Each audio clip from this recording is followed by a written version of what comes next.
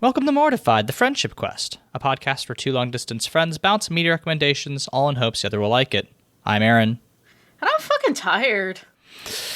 And this week, we finish out the Shrek films with Shrek Forever After.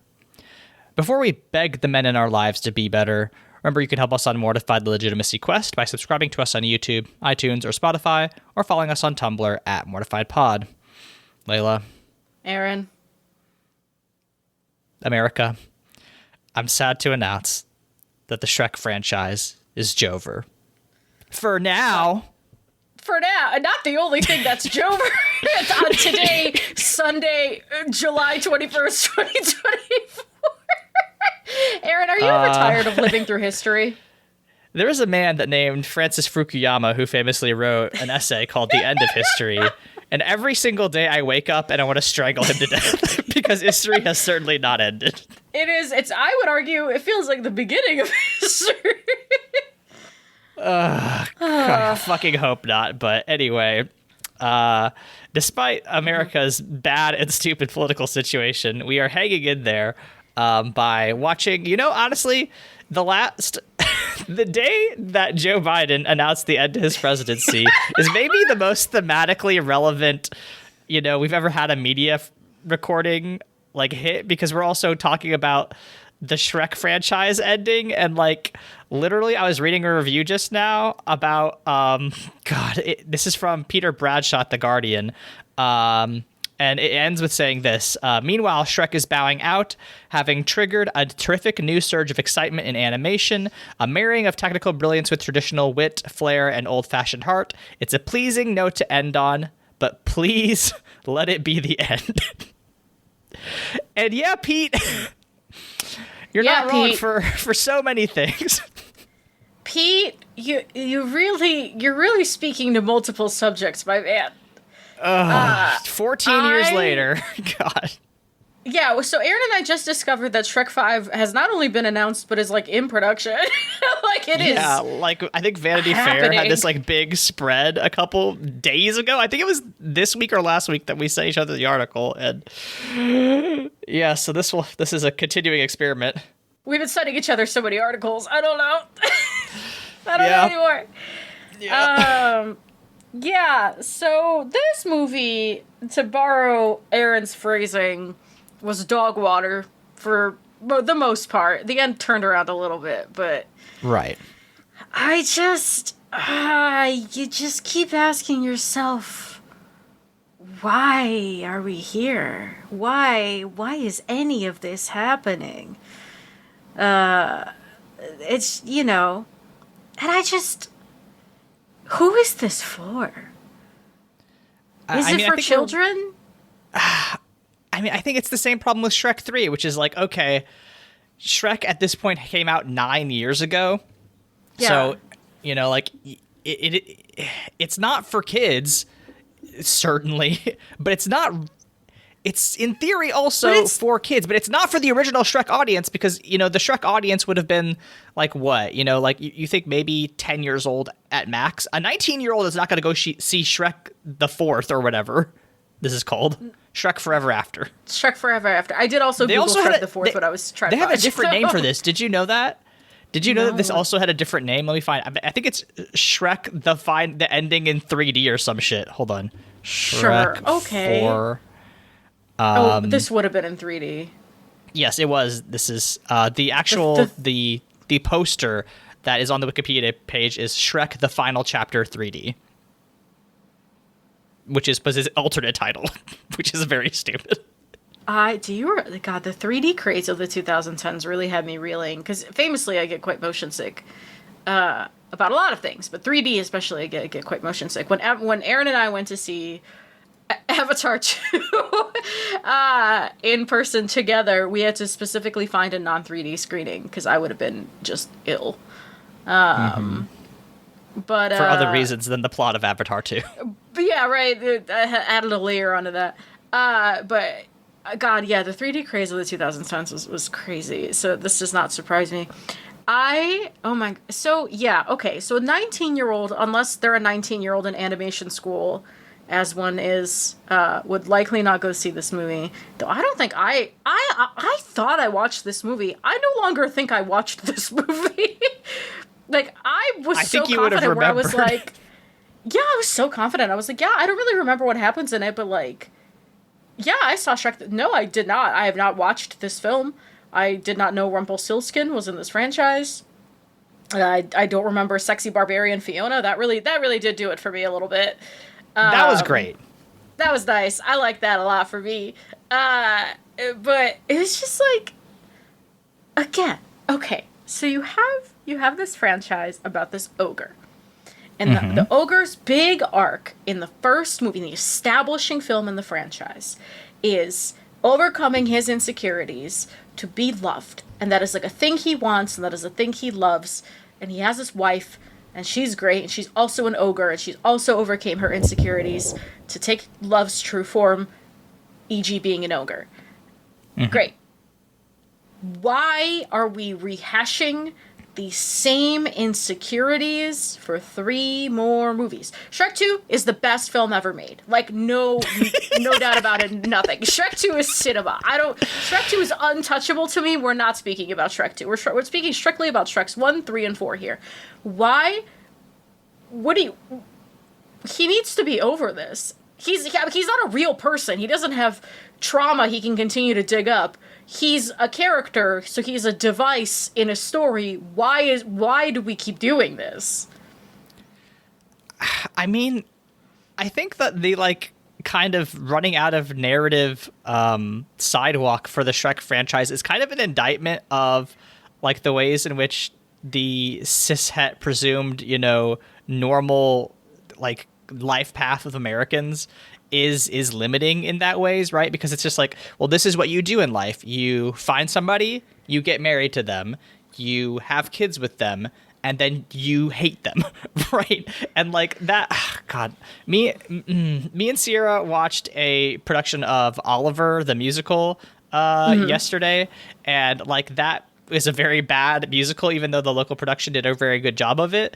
But like it is constructed in such a way that's just like, and then you meet your wife, and then she sucks, it makes you sad, and like that was like a whole song based on that. And I was like, this is just cishet America's pathologies all being played out on screen. And like the fact that they just like keep going back to that after Shrek the Third, which was like about fatherhood and like your fear of becoming a father, and then just being like, and guess what, your fear of becoming a father, that was correct, you can't get your dick up anymore because of the babies that you have, is a thing that kind of happens in this movie. And it's just like, it's so boring. It's the worst and least interesting plot you could do, and you did it. And like, this is the thing, it's this movie happens in 2010, right? So this is emblematic of the time period, but it still sucks.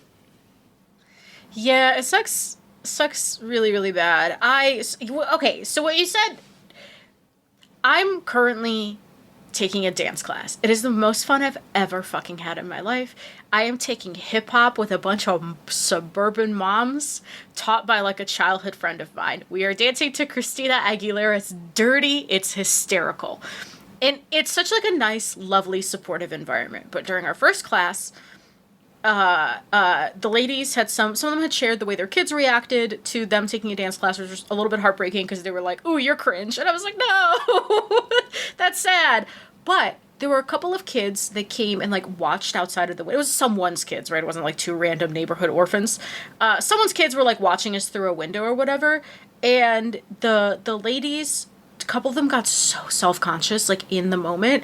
And listen, I'm not going to be a random preacher on a pulpit in the middle of my dance class on a Tuesday night. But in my head, I was like, no, they should be seeing you do this. They Right. need to understand that adulthood can be fun and that you can do whatever you want. Because growing up, your understanding of adulthood is exactly what you just said. You find someone to marry, you make each other miserable, you pay taxes, and you die. Mm-hmm. Right. And that is so shitty. This is a whole big thing in, for longtime listeners. I used to work in STIs and like, disease intervention in that way. And like, that is a stigma that, right? It's like, oh, old people don't have sex, right? So we don't have to talk about that. But like, that's a huge issue, right? And it is just the ways in which America, conceives of sexuality. I think with regards to your conversation, with your moms, it's like, oh, your kids can't imagine you having sex and having fun and being sexy. Like, that sucks. Like, your kids should be like, oh, my mom is a person. Like, you don't have to, like, obviously dump that all on them all at once, but, like, they should see you as a whole person at some point and not be freaked out by the fact that you want to twerk to Christina Aguilera. That's fine. Yeah, seeing you and I feel like have at least brought this up, but there are moments of, like, when you're growing up, you finally start to see your parents as real people that are fallible. And I feel like, even to myself, maybe that's always framed as a negative, because it's like, oh, it's a moment where I can see my parents making mistakes or being human or being afraid or whatever. But it is also like, I think that's maybe, we should maybe reframe that as also being a positive of, like, no, you can understand that your parents had a sense of humor and a life before you, and the choices that they made, and the way in which they're funny or playful or whatever. Those are things that I think should also be an opening, and we just, like, don't see that in this movie whatsoever. It is truly the bleakest. Okay, let's just get into it, shall we? We should probably talk about the plot, so listeners opening montage can understand where this diatribe comes from. Honestly, I've just been avoiding it the whole time. Okay, so the opening montage. Okay, I'll just go through your beautifully written summary. Because I believe it's my turn, because you did. Yes, it is. Yes. Okay. I like how you got to do both. I feel like I got to do Shrek 2, right? Yeah, and then something happened where happened because now you were on the bad track. I've made you do plenty of bad summaries. It's fine. So a long time ago, the king and queen of Far, Far Away sought a way to free Fiona from her tower. They were just about to sign. This is the opening of the fucking thing. It's the king and the queen, which, welcome back, King, the dead one, isn't coming back for the opening. John Cleese, Harold. John Cleese, and Julie Andrews. So they're just about to sign a deal with Rumpelstiltskin when they receive news that Shrek had rescued Fiona from her tower.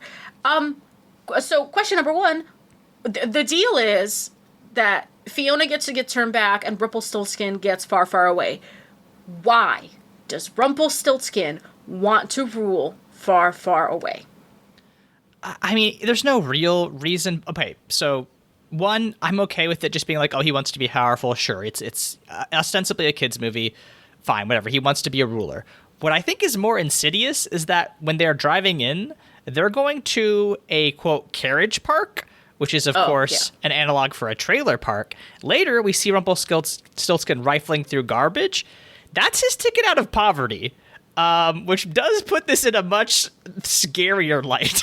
I don't love the accidental or intentional comedy commentary that's happening here.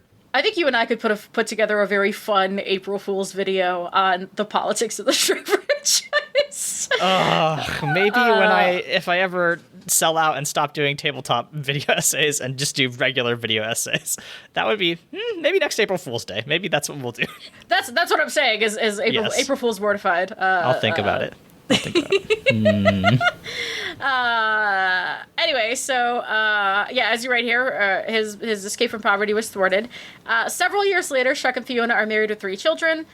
Okay, and here's where we get into, again, the dumbest beat of the movie to me. Because this happens like 5 minutes in. Dead ass. Initially, Shrek enjoys his dad life, but very quickly finds the process exhausting and grating. He also fears he's losing his edge and does not feel like the ogre he was in his youth. So it's a montage. It's a montage. And it's a montage where he wakes up with his children, who are like almost 1. They're a couple of days away from their first birthday party. And it's the same routine every day. Kisses Fiona, burps, tries to take a mud bath, and he has to go unclog the outhouse, and there's like a Hollywood tour that goes past his swamp, and he hates it.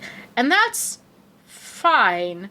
But what the montage shows us is 4 days in a row of this happening, and presumably has been happening for a while, and feels like it's going to continue to happen. So why in the span of these 4 days is Shrek like, I hate my life and wish I could be an ogre again?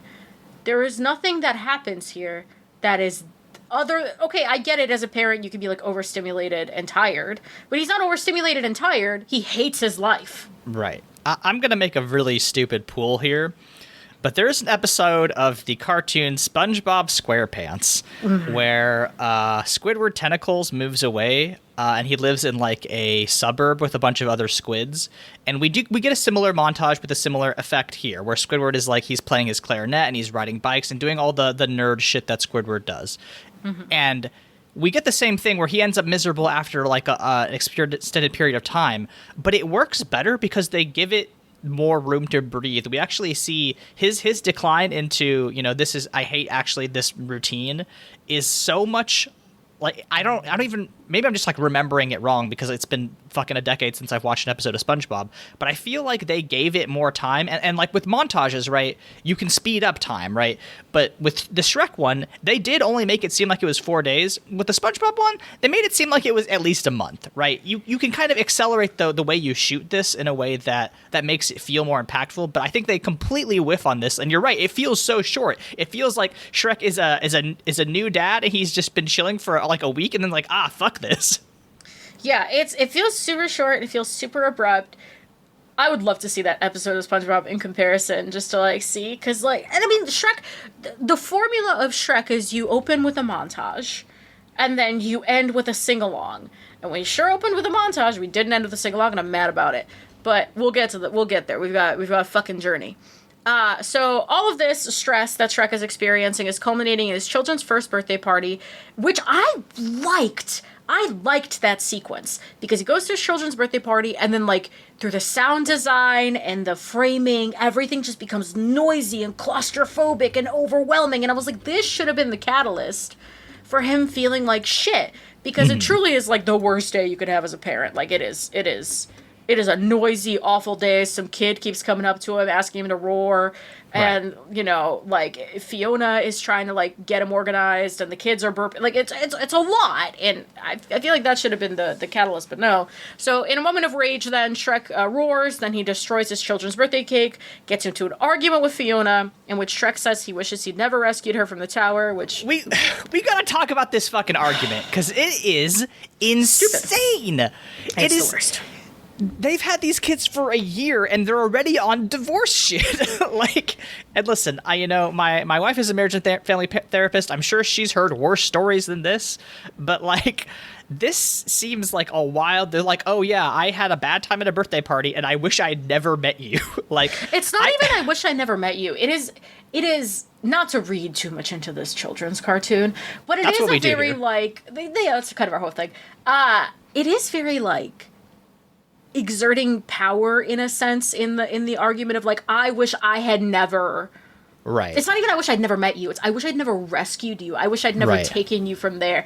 I wish I'd just like given you to Farquaad. I wish I had not empowered you to live a life that you seem to be enjoying, which just adds an extra layer of excuse me. Yeah, like we talked about how like the writer's room was full of dudes a lot in the last Shrek episode. This one especially, that line feels like a very male-centric, like, I wish I had never saved you. I wish I had never been your masculine, knight in shining armor. Like, it's gross. And like, there's gotta be a way to make your protagonist likable and still have an arc. Like, they can be flawed, but like, this is rough to watch. Do you know what movie they could have watched as an example of how to make your protagonist flawed but likable? Shrek 1. Yeah, weird. Shrek the movie. Interesting. So this hurts Fiona. Also, okay, hold on. I have one more gripe. Here we go. Fiona is a princess. And given, she also self-taught herself fucking jujitsu or whatever the fuck she teaches herself, or MMA, and she's like very disciplined and very like, the little of that we see of her personality is very like, she gets shit done, and I get that, but that's a different skill set from planning a birthday party. So why has she? You can really tell, again, not to bring too much on a children's cartoon, but you can really tell that this was made in a writer's room full of men because they defaulted that emotional and parental labor to Fiona. Like, it is such a weird cis heteronormative vision of a family, because it's like, even in this fantasy world where two ogres are married, they are going to plan a children's birthday party, but it's going to be Fiona, and then Shrek is going to begrudgingly come along and be mad that he has to find where the cake is. Right. Right. You could absolutely like planning shit is very hard. This is largely why I don't plan parties. Like it seems like a lot of work, and yeah, the fact that it's just like Shrek is that the onus is on Shrek to get stressed out as opposed to Fiona, who is doing all the logistical nightmare of organizing this, it's telling. I do think that they also make everybody insane in this scene. Like Donkey licks the cake, and Fiona is just like not reacting to the fact that people are actively trying to like tear Shrek apart. Like all the guests are being deranged, but it's fine. It's whatever. It's whatever. But it's fine. This hurts Fiona. Fiona goes back to the party, and this is where we see Rumpelstiltskin taking the trash. Right. Yes. Tragic. He overheard. One thing that I don't have in the notes: Rumpelstiltskin is basically at all times accompanied by an enormous feral goose, who I think is, aside from Fiona, the best character in this. The goose does have teeth. Yes, it's awesome. It's great. Rumpel has been in a garbage can. He overheard the argument, pretends to be stuck under his own carriage, which we love a scamming king. And when Shrek comes to help him, he gets Shrek drunk and gets him to talk about his relationship woes, at which point he reveals he can create magical contracts and will allow Shrek to live as a real ogre for one day.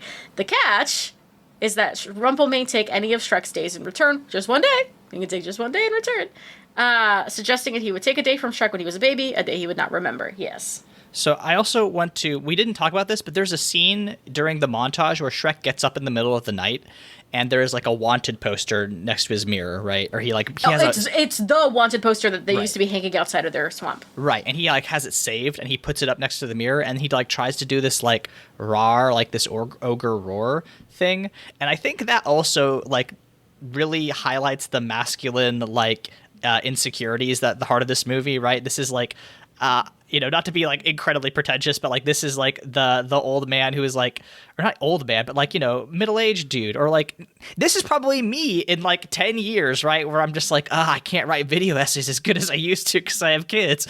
Like it's just like you're trying to do something, you're trying to recapture your quote unquote glory days, which of course never existed. But like it is a very like man thing to be like, if only I could roar as strong as I used to. And like that's why Shrek is so fixated on this becoming a quote real ogre thing, which is very silly. Yeah, it's the whole thing is goofy. The other thing that we should bring up is that Shrek is actually the one that brings up like what's the catch. Like he's not so out of the loop where he's just willing to sign onto a magical creature's contract. Like it's not a repetition of a fairy godmother kind of thing where he's like, come on, you and I both know there's like a fucking catch. Yeah. So unfortunately, Shrek soon learns, whatchamacallit, he signs the fucking contract. Mind you, very fun scene where he takes forever to sign the contract and Rumpel thinks it's gonna get torn up again, but then it's signed, and then he's like, oh shit, wait, you signed it? Yeah.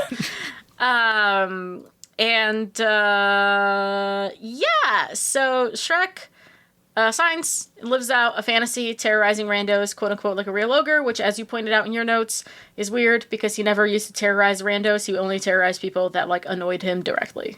Right. Like it feels so out of like that. That's why I think this, like, I'm looking up the writers for this. The writers for this are Josh Klausner and Darren Lemke. And as far as like the things that they're credited on, like, Klausner apparently worked on Date Night 2010. He was also the writer on Shrek the Third, so maybe this is Josh's personal bugbear. I guess Lemke worked on Lost for a bit, but like it seems like these are like kind of early in their careers, so maybe that's why it kind of feels a little bit, at least in their movie careers, maybe not their like TV careers or whatever. But like I was gonna say, because you don't really get a feature as like your first a multi-million dollar. And also, I'm going film. off Wikipedia, which is of course incomplete, and I'm using very basic information. But like it seems like it's these dudes in particular who are the cause of the writing troubles. But yeah, I don't know. Yeah, fellas, could have used a script doctor, unfortunately. Shrek soon in his little dream day learns that it's not only him who's on the wanted posters, but Fiona. So he runs to their home, finding it destroyed, and Fiona and the kids missing. He is then captured by a wing of ogre-hunting witches who take him to the far, far away castle. Donkey is driving the car. It doesn't recognize Shrek. Donkey is also the radio, which is a good really use funny. of his desire to sing, I think. There are like shockingly few like gags in this. Like the media homages that Shrek is known for are like almost entirely gone in this. Like Rumpelstiltskin has a wig that looks like Chucky at one point, but that's really it. And I think that definitely hampers my enjoyment of this because there's not that many jokes. But the whipping Donkey to change the radio station is a really good joke. And it's a good callback to the fact that he is constantly singing. Right. So I like that use of Donkey. That was fun for me. At Rumpel's super sick witch rave, correct. That was very fun. Shrek learns the truth. Rumpel has taken the day Shrek was born, preventing Shrek from changing the lives of many people across the land. Harold and Lillian in this timeline signed a contract with Rumpel, who promptly took over the kingdom and erased them. Fiona was never rescued from the tower. Furthermore, when the day ends, Shrek will disappear since he's lost the day when he was born. I didn't like a lot about this movie, but at the end of this day, you will disappear was pretty metal. It's pretty good. It's very good stakes setting. I'm glad that they said that because otherwise then Shrek would just like perpetually live in the wasteland of his own absence. But like, I am wondering, Leyla, have you seen It's a Wonderful Life? No. See, that's the thing. It's a Wonderful Life, famous Christmas movie from like the 30s, right? Maybe Isn't 40s. it in color? No, it is black and white. It is that old. But like, you know, famously at the end of that movie, George Bailey like attempts suicide or is about to commit suicide. Then this like angel Clarence shows up and is like, "Hey, buddy, let me show you what the world would look like if you had never been born."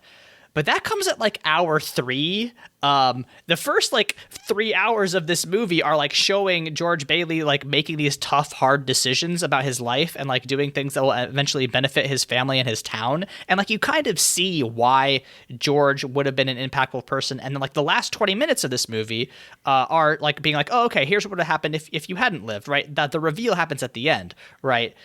Shrek does not get that. I mean, here's the thing. I do think it gets that setup with all the other movies, but mostly only Shrek 1 and 2, right? It's kind of ignoring that Shrek the Third ever happened, which is valid. I do that also. But like, when you're doing a thing where it's like, I wish I'd never been born, you gotta really highlight the things that would be missed, right? And I think Shrek Forever After doesn't do that, especially when it comes to Shrek's relationship with Fiona, where like he'll like later on he'll basically like convince her that he knows her because he is revealing all these intimate little details about their lives together, which we the viewer have not seen. Right. It's what it's supposed to be is a reversal of what a tragedy is conceptually. Because a tragedy should be preventable from external forces, but not preventable from internal, like totally, written into fate from internal forces. Right. And the It's a Wonderful Life premise, and the premise of this movie is an external force giving that character the little bit of interiority and the interruption to their cycle that they need to not be a tragedy, but there wasn't enough legwork done to set up the tragedy, so I didn't care. I was like, whatever. Right. And that's why the first half of this movie is dog shit, and then it becomes like a fully different movie here, which works better. It gets better once Fiona gets an axe in her hand, because then, at least at that point, I'm like, hell yeah, she gets to do some like Charlie's Angels kind of shit, which is not Charlie's Angels. I mostly say that because of Cameron Diaz, but she gets to do violence, and I love when women get to do violence.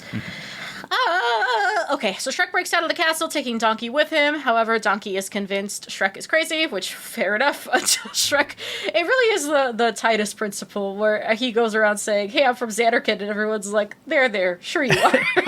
Of course you are, little man. Do you want to play basketball, water basketball with us? So Shrek fully breaks down and cries. Donkey reveals that Rumpel's contracts always have hidden fine print and shows him that true love's kiss will undo the magic spell via like origami. It's fun. It's a fun bit. They set off to find Fiona, but she's no longer in the castle. However, what they do find is her ogre liberation paramilitary force. Yeah, she's fully running a rebel like resistance cell. It's kind of sick. It's great. And this is the first time we see other ogres. Yes, it's wild that we haven't seen this in any of the other movies. It's so bonkers to me that they haven't gone like, hey, what would another ogre look at Shrek and Fiona's life like and be like, oh, you are culturally different from me. Like, that's an easy swing to make. Like Shrek went to Fiona's family in Shrek 2, and maybe in Shrek 3, they go to see what it's like to be an ogre that's not literally a king. Like, I don't know. Maybe something for Shrek 5, writers. We'll see. We'll literally see. Mm-hmm. So Shrek tries to convince Fiona to kiss him immediately, but she too does not recognize him. I hated all of this. It's stupid, yeah. It's so bad. Because, again, Shrek is smarter than this. I think this is why I'm so frustrated. Right. Shrek is smarter than this. We have seen Shrek be smarter than this. The Shrek of Shrek 1, the Shrek we all fell in love with, our big green guy, is a pretty good listener. Mm-hmm. He is pretty good at picking up on things, and he doesn't really miss beats, and he doesn't have this like burden of like being transformed into your stepdad by fatherhood. He's just like a guy, and he's a pretty nice guy at that. And I think the Shrek of Shrek 1 would have been smarter about the situation that he was in, right, and would not have immediately assumed that Fiona would recognize him, mm-hmm. and would have gone at it smarter than this. Smarter than, hey, you're my wife, you just don't know it, kiss me. Right. Yeah. So Shrek has to dick around with the partisans for a while, learning what their whole deal is and how to win back Fiona. He makes some progress by sparring with her, but their romance is interrupted by news that Rumpel will be personally leading an ogre hunting patrol tonight. Fiona leads an ambush, but the ambush is a trap. The Pied Piper does some flute magic and captures all the ogres except Fiona and Shrek, who are saved by Donkey and Puss. By the way, Puss is here, but they made him fat as a joke, and it's bad and stupid. Yeah. Oh, not only did they make him fat, but they put a little pink ribbon around him to really emasculate him. That means he's gay.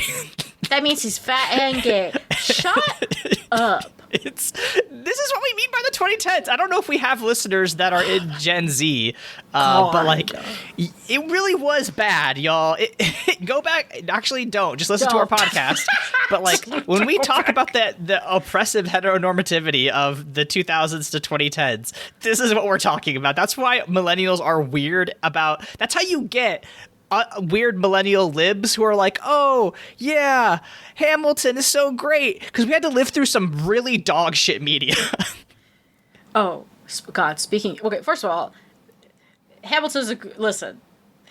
Hamilton I gotta get my Hamilton tattoo covered up. It's musically, it's very interesting, yeah. It did age... like wilted spinach. Yeah, I mean, it immediately aged poorly, but what are you going to do? What are you going to do? Listen, I was mentally ill when I got that tattoo. This was pre-therapy, Leyla. It's fine. The other thing is there is a line in this movie, speaking of sending me to hell in a time warp hell, there is a line in this movie that is dead-ass welcome to the resistance. Oh my God. On this day, the day of Joever, I truly shivered. It was physical. I was like, no, you can't, not again. I'm not doing this again. You can't. If I see a fucking safety pin. I was gonna say the safety pin. I'm killing myself. It's just. Y'all, 2017 was a really bad year. I don't know what to tell you all. It was really bad. I'm not doing it again. Anyway.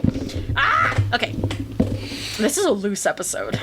It's fine. No one's listening to this. Shout out to our new fan from when I gave a talk at a conference. You just told me how chill we were during the Shrek 3 review. Sorry. Okay, so Shrek tries to convince Fiona that kissing him will fix everything. He even reveals to her that he knows a bunch of little things about her. She does end up kissing him, but it doesn't break the spell because she's not in love with him, so we think. I mean, here's the thing. I actually like that story beat, right? I think that it is something where it's like, no, we don't have anything, you and I, because you still suck. And I, like, just because you revealed that you know a lot of stuff about me doesn't mean that, like, you've proven yourself to me. You know. Which they immediately kind of undo because of the beat where she's like, Puss in Boots' name? That means he told you everything about me. It's like, Yes. come on. And listen, this is a sin that even the original Shrek commits, which is like, let's do a miscommunication or a misunderstanding to create this like valley where Shrek hits his rock bottom. I'm glad that they don't draw this out as long as like basically any other movie. They're just like, fuck it, whatever, it's fine. But yeah, it's stupid. It is. If I have to lodge a critical, crucial sin at any of these movies, it's this narrative, weak spot. Yeah, I agree. So to set things right, Shrek turns himself into Rumple. Rumple had offered the deal of a lifetime. Oh, he turns himself in to Rumple. Yes. Okay, I was like, when did this happen? In my fan fiction that I'm writing as we speak. Rumple had offered the deal of a lifetime to anyone who brought Shrek in. But Rumple will not allow this deal to break Shrek's original contract. Instead, Shrek deals that the ogre revolutionaries be freed. This would be great, except Fiona has already been kidnapped by Rumple. This looks like they're going to end up getting eaten by Dragon, but then Puss, Donkey, and the ogre rebels attack Rumple's castle. Fiona and Shrek end up working together to defeat the dragon. Rumple is captured and exploded, parentheses, I think. I did like the choreography of this scene because Shrek and Fiona are both chained, but they're chained through a mechanism that, like, if Shrek pulls, then Fiona is pushed. Mm-hmm. Or she's pulled backwards. And they do kind of do this fun little trapeze act to help each other out. I liked the choreography of that. I thought that was really fun. Right. I think that was a really smart choice, right? It is a very clear, like, thematic, like, oh, okay, they've got to work together. This whole thing has been about their marriage breaking down, but now they're going to work together to resolve this problem. It's very much like that platformer It Takes Two, which came out a couple of years ago. Similarly, like, two divorcing partners have to, do platforming challenges to save their marriage. And then they do Shibari on the Dragon, which is great. So, yeah, absolutely. When I saw the screenshot, I laughed out loud. So Shrek appears to be dying, but Fiona kisses him one more time. That breaks the curse. Everything goes back to normal. Not before he turns into powder. Oh yeah, I mean he does like fade away like Sora in Kingdom Hearts 3. But, that was a lot. I was like, damn, okay. Shrek then resolves to be a good father and husband forever after. They do Believer for the ending credits. Once again, not a sing-along, breaking from tradition, made me upset. If you have Antonio Banderas and Eddie Murphy willing to sing in your movies, come on! Yeah. This movie was not great. No. We've watched worse. We have watched so much worse, don't get me wrong. But I think this is disappointing because Shrek 1 and 2 are genuinely great movies. And then 3 was like, oh, this was disappointing. And then 4 is like, wow, this is, rough. I do think you ranked this higher than 3, though. I did, because at least it tried something. Right. I think 3 was such a rehashing of 2 for me that I was like, but it's not even a good rehashing of 2. It was a pretty good use of Justin Timberlake. I'll give it that. But like, it was just a rehashing of 2 and it was just completely fine. As much as I love to see Charming on a screen. So at least this one took a swing. And on this podcast, we appreciate things taking swings, even if they miss and the baseball hats hit us in the temple. Right. I think the swing that they take is in the second half though, right? Because they are trying like a narratively new idea. I'm just trying to think about like why the second half worked so much better than the first, and maybe it's just I just recently finished watching Disney's Acolyte, and like I think it has a similar problem where the first like several episodes are just kind of like all over the place, but they started to get their footing there at the end, and I think it might be a similar issue of just like, they just stumbled out of the gate with a bad premise and then worked their way into a good one. But yeah, I don't know. Like, do you have thoughts on why the back half is better?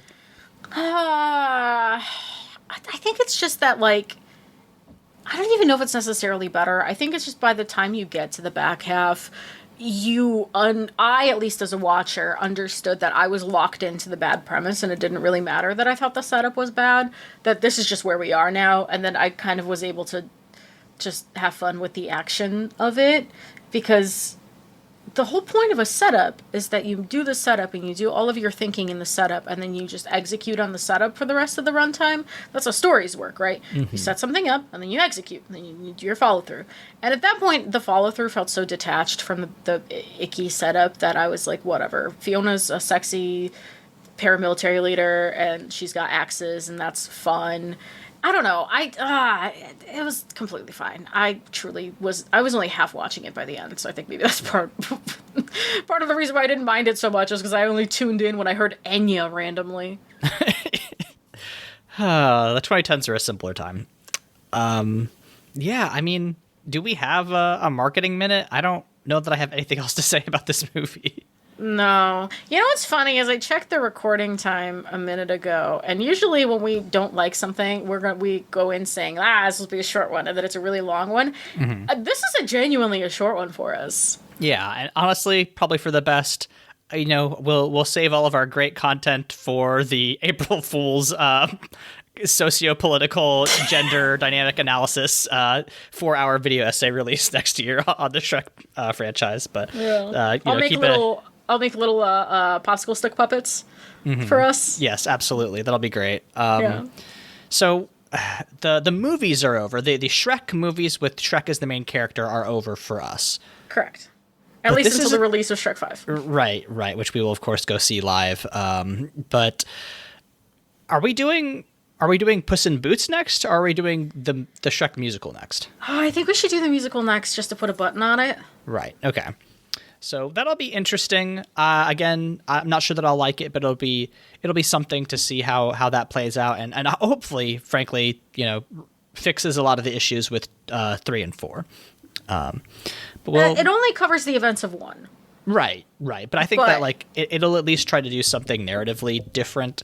I guess it's gonna rehash 1, but do you think it's gonna do it in an interesting way? Well, I've seen the musical a couple of times, and I have many of the songs memorized. What it does do is gives Fiona a little bit more to do. I mean, that's great, because despite the fact that she is in all 4 of these movies, she really only has an arc in 1 of them, which I am going to never let these people forget, because that's, you had Cameron Diaz, come on. You have Cameron Diaz. You're not using her. Fucking tragic. Yeah, so we'll do in 2 weeks, or in 4 weeks, I guess, in 2 episodes. Right. We'll do the musical, and then we'll move on to Pib. We'll talk about if we want to do 1 Pib movie at a time, or if we want to do a 2. Probably we'll see. I don't know how many of them there are. If there's only 2, we could do a 2-parter, or a 2 for 1, but we'll see. I'm so excited for The Last Wish. Holy shit. I've heard nothing but good things about that, so I I'm excited. I haven't hyped it up too much, because I genuinely love it, but we'll see. I've heard it from more than just you, so I'm really interested. Sick. Cool. Is that it? I think so. Damn. We've been turning out long ones lately. I think it's time for us to take a little bit of a break. You're so right. Especially, listen, we gave you a lot of unhinged energy in the first 10 minutes of this show, so this episode was recorded on a historically important day, and I think it says something about how unhinged we as Americans have become, and just how much history we've lived through, that me and you, I think 8 years ago, which crazy that we've known each other that long, I think 8 years ago, me and you would have been planted on Twitter, and all we would have been talking about is Joe Biden stepping down as the candidate for the Democratic Party. But today, we're like, well, that happened. Let's talk about Shrek. Listen, I think we lived through 2016, and we're like, well, we're not going to do that again. And I hope that speaks to how real people can have character arcs and grow and learn from their mistakes. Absolutely. Leyla, when we are not just doing the really important work of American democracy, where can we be found on the internet? Hi, Vay. You can find me at LEYLSCS on Blue Sky and Tumblr. Not even on Twitter anymore. That's how much growth there's been. Yes. I am. You mean literally? It's vibes right now. I don't fucking. I'm doing a lot of therapy. I'm doing a lot of work on me right now, and that is getting in the way of my creative endeavors. But it's in order to enable me to do creative endeavors. So if you want to see me posting about the new Glass Animals album, which is really good, you could come follow me, I guess. Aaron, what about you? I am unfortunately not in therapy, so my creative output is great. You can find me on Twitter at AaronSXL, Blue Sky at Monster or at AA Voigt, Tumblr at Monster Factory Fanfic, but my main site is aavoigt.com. Also, I just released a video essay at AA Voigt on YouTube. about the Possum Creek / J Dragon tabletop game Wonder Home. I basically did like a Dark Souls style like lore video where I took all the like implied lore in the setting and like created my own imagined timeline. I think it turned out really well. I think it's an interesting way to imagine tabletop games. So if that's a thing you're interested in, please go ahead and check it out. I call a rabbit a Nazi at one point. Our theme song is Obsolete by Keshco from the album Filmmaker's Reference Kit Volume 2. You can find more of their music at keshco.bandcamp.com. Leyla, you know what is appropriate for the end of the Shrek franchise after we've taken in so much of it? What? It's better out than in, I always say. Yeah. See you We'll next see time. you all next time. Stupid.